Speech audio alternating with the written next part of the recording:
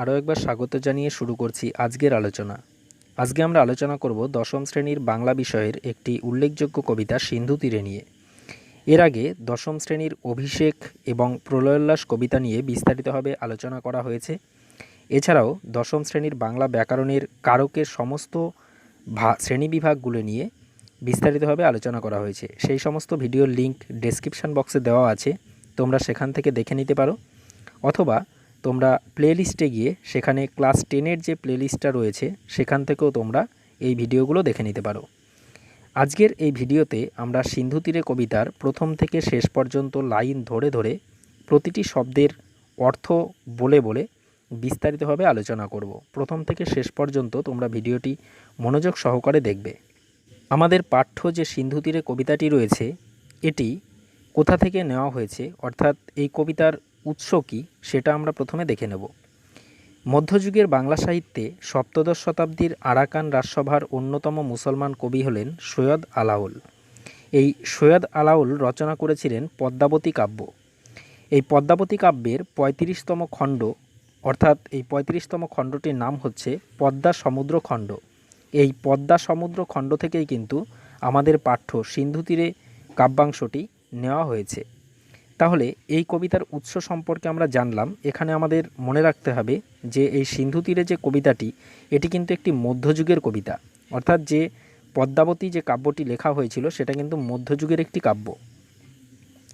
তবে এই পদ্মাবতী যে কাব্যটি সৈয়দ আলাওল লিখলেন, তিনি কিন্তু এটি একটি অনুবাদ করেছেন অন্য কাব্য থেকে।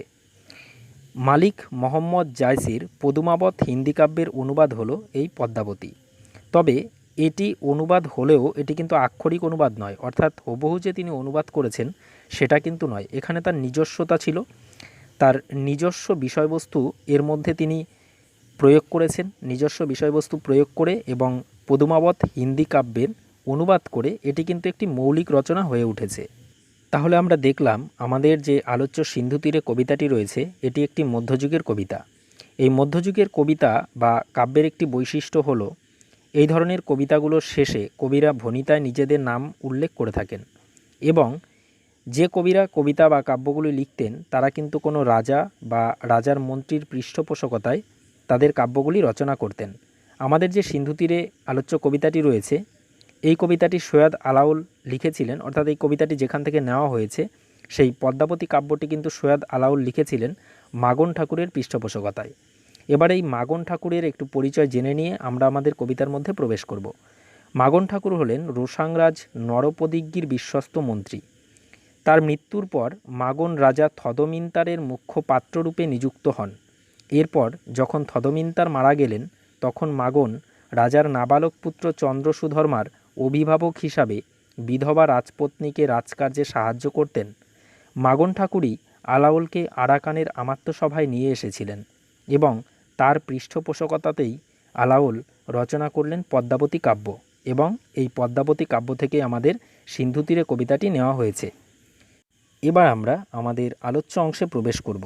তবে আমাদের এই কবিতায় প্রবেশ করার আগে এর যে পূর্ব কাহিনী রয়েছে সেটা আমাদের একটু ভালো করে জেনে নিতে হবে।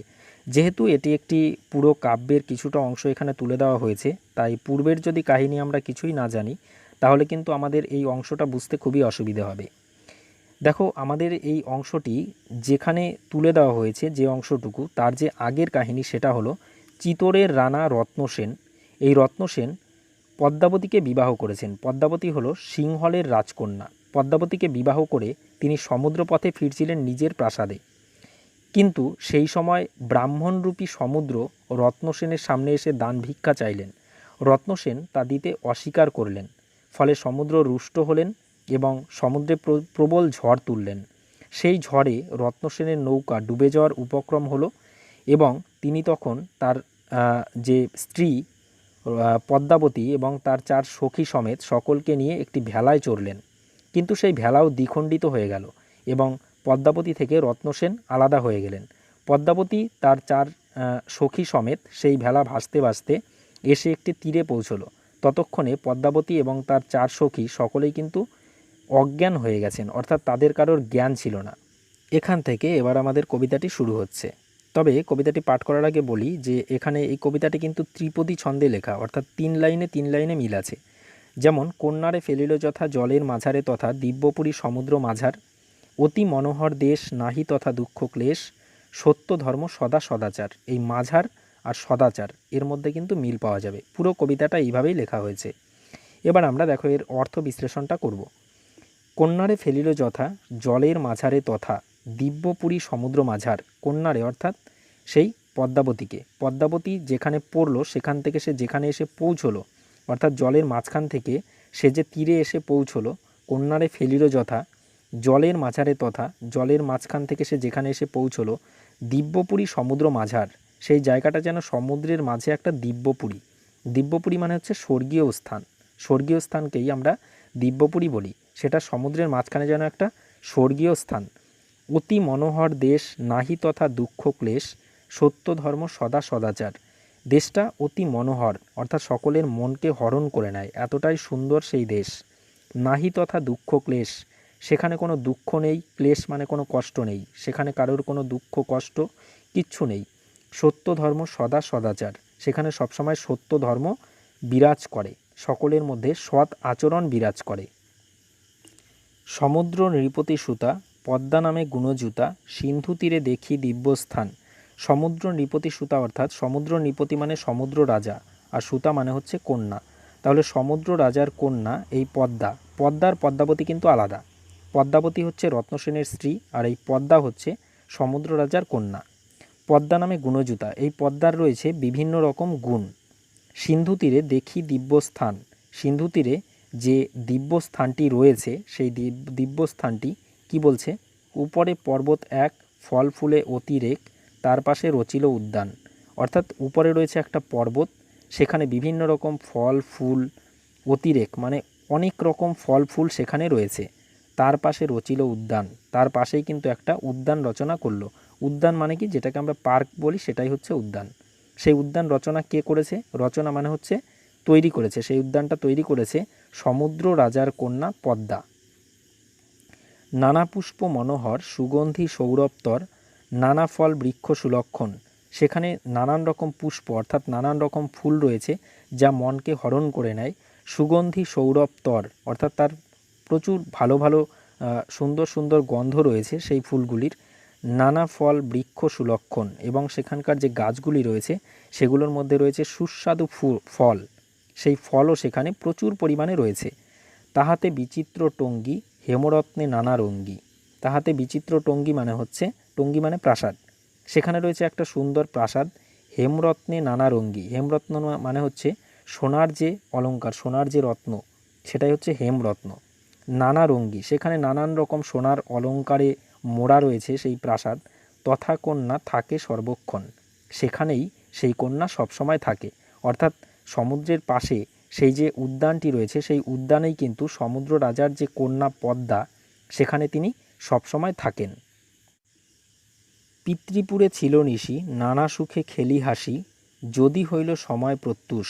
তাহলে পিতৃপুরে, পিতৃপুর মানে হচ্ছে এখানে সমুদ্র রাজার যে প্রাসাদ, সেই প্রাসাদে কিন্তু পদ্মা ছিল সারা রাত, নিশি মানে রাত, তাহলে সারা রাত সে তার বাবার প্রাসাদে থেকে নানা সুখে খেলি হাসি, সেখানে নানান রকম সুখ স্বাচ্ছন্দ্য উপভোগ করে খেলে হেসে, যদি হইল সময় প্রত্যুষ, প্রত্যুষ মানে হচ্ছে ভোর, তাহলে সারা রাত তার বাবার প্রাসাদে থেকে যখন ভোর হলো, সখীগণ করি সঙ্গে আসিতে উদ্যানে রঙ্গে, সিন্ধু তীরে রহিছে মাঞ্জস।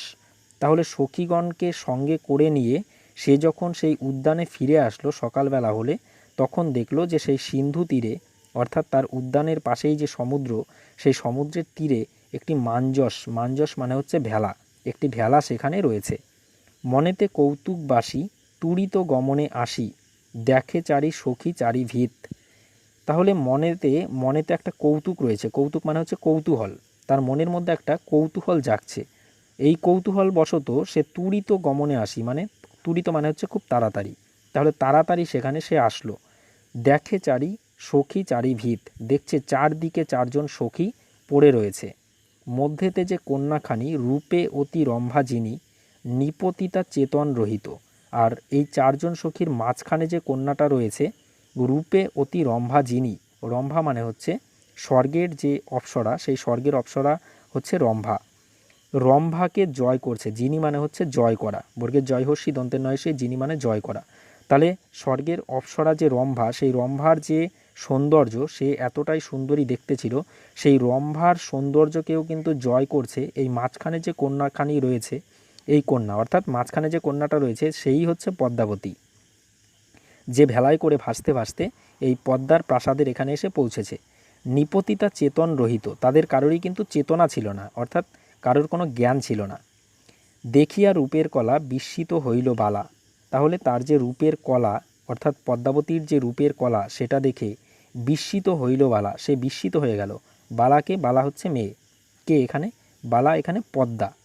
অনুমান করে নিজ চিতে, নিজের চিত্তে অর্থাৎ নিজের মনে সে অনুমান করে, অর্থাৎ এখানে কিন্তু পদ্মাবতী হচ্ছে সিংহল রাজকন্যা, যে রত্নসেনের স্ত্রী, সে অজ্ঞান অবস্থায় এখানে ভাসতে ভাসতে চলে এসছে, আর তাকে দেখছে এখন কিন্তু পদ্মা, সেই পদ্মাকে, পদ্মা হচ্ছে সমুদ্র রাজার কন্যা। অনুমান করে নিজ চিতে, তাহলে নিজের চিত্তে নিজের মনে সে একটা অনুমান করলো। কি অনুমান করলো? তার এই যে সৌন্দর্য, পদ্মাবতীর এই সৌন্দর্য দেখে সে নিজের মনে একটা অনুমান করলো। ইন্দ্র শাপে বিদ্যা ধরি কিবা স্বর্গ ভ্রষ্ট করি, তাহলে ইন্দ্রের অভিশাপে, ইন্দ্রের অভিশাপে হয়তো বিদ্যাধরী মানে হচ্ছে স্বর্গের গায়িকা, ইন্দ্র দেবরাজ ইন্দ্রের অভিশাপে এই স্বর্গের গায়িকা বিদ্যাধরী কিবা স্বর্গ ভ্রষ্ট করি, সে হয়তো স্বর্গভ্রষ্ট হয়ে অচৈতন্য পড়িছে ভূমিতে, অচৈতন্য হয়ে এই মাটিতে পড়ে গেছে। বেকত দেখিয়ে আঁখি তেনশ বসন সাক্ষী, বেকত মানে, বেকত মানে হচ্ছে উন্মুক্ত, তার চোখ দুটো, আঁখি, আঁখি মানে হচ্ছে চোখ, তার চোখ দুটো যেন ঠিকরে বেরিয়ে আসছে। তেনশ বসন সাক্ষী, তার কিন্তু যে বেশভূষা ছিল, সে যে সমস্ত কাপড় চোপড় পরেছিল সেগুলো এলোমেলো হয়ে রয়েছে। ব্যথানিত হয়েছে কেশ বেশ, তার যে কেশ চুল এলোমেলো হয়ে রয়েছে, এবং তার শরীরের যে বেশভূষা, তার যে পোশাক আশাক সমস্ত কিছুই কিন্তু উল্টোপাল্টা হয়ে রয়েছে, অর্থাৎ সব এদিক ওদিক সরে গিয়েছে। সেটা দেখে কিন্তু মনে হচ্ছে যে সে অচৈতন্যভাবে ভূমিতে পড়েছে। বুঝি সমুদ্রের নাও ভাঙিল প্রবল বাউ, মোহিত পাইয়া সিন্ধু ক্লেশ, তাহলে এবার কিন্তু পদ্মা অনুমান করছে যে সমুদ্রের প্রচণ্ড ঝড়ে এই নৌকা হয়তো ভেঙে গেছে, এবং নৌকা ভেঙে এখানে এসে পড়েছে। এবার কিন্তু পদ্মা ঠিক অনুমানটা করেছে যে এবং বলছে যে মোহিত পাইয়া সিন্ধু ক্লেশ, তাহলে সিন্ধু ক্লেশ মানে হচ্ছে সমুদ্রের যে আঘাত, ক্লেশ মানে কষ্ট, সেই সমুদ্রের কষ্ট সে সহ্য করে এখানে সে বিপদগ্রস্ত পরিস্থিতিতে এসে পৌঁছেছে, যার জন্য তার কোনো জ্ঞান ছিল না। চিত্রের পুতলি সমা নিপতিত মনোরমা, কিঞ্চিত আছয় মাত্র শ্বাস, তাহলে চিত্রের পুতলি মানে ছবির মধ্যে যে পুতলি মানে হচ্ছে পুত্তলিকা মানে পুতুল, চিত্রের মধ্যে যে পুতুল থাকে সেই পুতুলের মতো দেখতে লাগছে মাঝখানের এই কন্যাটিকে। নিপতিত মনোরমা কিঞ্চিত আছয় মাত্র শ্বাস, অর্থাৎ কিছুটা মাত্র শ্বাস চলছে এখনও, অর্থাৎ বেঁচে রয়েছে। অতি স্নেহ ভাবি মনে বলে পদ্মা ততক্ষণে বিধি মোড়ে না করো নৈরাশ, পদ্মা কিন্তু একে বাঁচানোর জন্য এবার বলছে, কাকে বলছে? বিধাতাকে, যে আমাকে নিরাশ করো না। অতি স্নেহ ভাবি মনে, তার মনের মধ্যে স্নেহ জাগলো, এবং ততক্ষণে পদ্মা বলছে যে ভাগ্য যাতে তাকে নিরাশ না করে। পিতার পুণ্যের ফলে মোহর ভাগ্যের বলে বহুরক কন্যার জীবন, চিকিৎসমু প্রাণপণ কৃপা করো নিরঞ্জন দুঃখিনীরে করিয়া স্মরণ, তাহলে তার পিতার যত পুণ্য আছে, তার পিতা যত পুণ্য করেছে, মোহর ভাগ্যের বলে এবং তার যা ভাগ্য রয়েছে সমস্ত কিছু দিয়ে সে বলল যে কন্যার জীবন সে বাঁচিয়ে তুলবে, বহুরক কন্যার জীবন। চিকিৎসিমু প্রাণপণ, তাহলে প্রাণপণ দিয়ে সে চিকিৎসা করবে, নিজের প্রাণ দিয়ে হলেও সে চিকিৎসা করবে। কৃপা করো নিরঞ্জন, নিরঞ্জন হচ্ছে এখানে ইষ্টদেব, তার ইষ্ট দেবতাকে বলছে যে আমাকে তুমি কৃপা করো, আমি আমার প্রাণ দিয়ে হলেও এই কন্যার জীবন আমি বাঁচাতে চাই। দুঃখিনীরে করিয়া স্মরণ, অর্থাৎ এই দুঃখিনীকে স্মরণ করে হে নিরঞ্জন, হে বিধাতা তুমি আমাকে কৃপা করো, আমি যাতে এই কন্যার জীবন বাঁচিয়ে তুলতে পারি। সখী সবে আজ্ঞা দিল উদ্যানের মাঝে নিল পঞ্চজনে বসনে ঢাকিয়া, সখী তার যে সখীরা ছিল অর্থাৎ পদ্মার যে সখীরা ছিল তাদেরকে সে আজ্ঞা দিল, আদেশ দিল, উদ্যানের মাঝে নিল, উদ্যানের মানে সেই যে উদ্যানটা যেখানে রচনা করেছিল সেই উদ্যানের মাঝখানে নিয়ে যেতে বলল। পঞ্চজনে বসনে ঢাকিয়া মানে 5 জনে বসন দিয়ে ঢেকে, পোশাক দিয়ে ঢেকে তাকে সেই উদ্যানের মাঝখানে নিয়ে গেল। অগ্নিজালি ছেকে গাও, কেহ শিরে কেহ পাও। তাহলে আগুন জেলে তার গায়ের মধ্যে সেক দিচ্ছে তাদের গায়ে। কেহ শিরে কেহ পাও, শিরে মানে হচ্ছে মাথায়, কেউ মাথায়, কেহ পাও মানে পায়ে, কেউ মাথায় কেউ পায়ে সেক দিচ্ছিল সেই পদ্মাবতী এবং তার 4 সখীকে। তন্ত্রে মন্ত্রে মহৌষধি দিয়া, এবং তার সাথে তন্ত্র মন্ত্র আর মহৌষধি দিয়ে তাদের সেবা যত্ন করছিল। দণ্ডচারী এই মতে বহু যত্নে চিকিৎসিতে পঞ্চকন্যা পাইলা চেতন।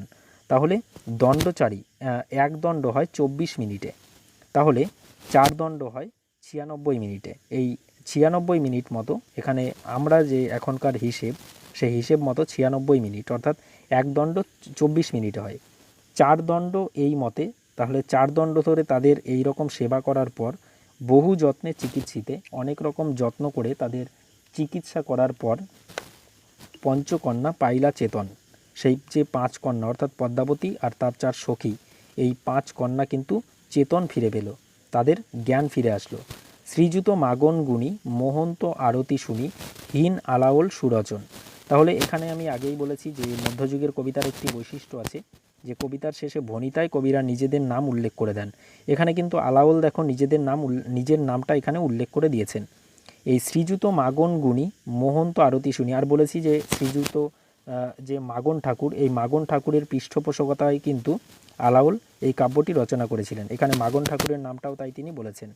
শ্রীযুত মাগন গুণী মোহন্ত আরতি শুনি, হীন আলাওল সুরচন। এখানে আলাওল বলতে চেয়েছেন যে আমি হচ্ছি হীন, এই যে শ্রীযুত অনেক রকম যে গুণ যার মধ্যে রয়েছে, সেই মাগন ঠাকুর ছাড়া কিন্তু এই কাব্য আমার রচনা কখনোই সম্ভব হতো না। এই লাইনের মধ্যে কিন্তু আলাওল এটাই বলতে চেয়েছেন। তাহলে প্রথম থেকে শেষ পর্যন্ত আমরা কবিতাটি লাইন ধরে ধরে আলোচনা করলাম। এরপরেও যদি তোমাদের বুঝতে কোনো অসুবিধা হয় তাহলে অবশ্যই তোমরা কমেন্ট বক্সে জানাবে। আর এই ভিডিওটি যদি তোমাদের ভালো লেগে থাকে তাহলে অবশ্যই একটি লাইক করবে, আর তোমাদের কী ধরনের ভিডিও দরকার সেটাও তোমরা আমাকে কমেন্ট বক্সে জানাতে পারো। আর এই ধরনের ভিডিও পাওয়ার জন্য অবশ্যই চ্যানেলটিকে সাবস্ক্রাইব করে রাখবে।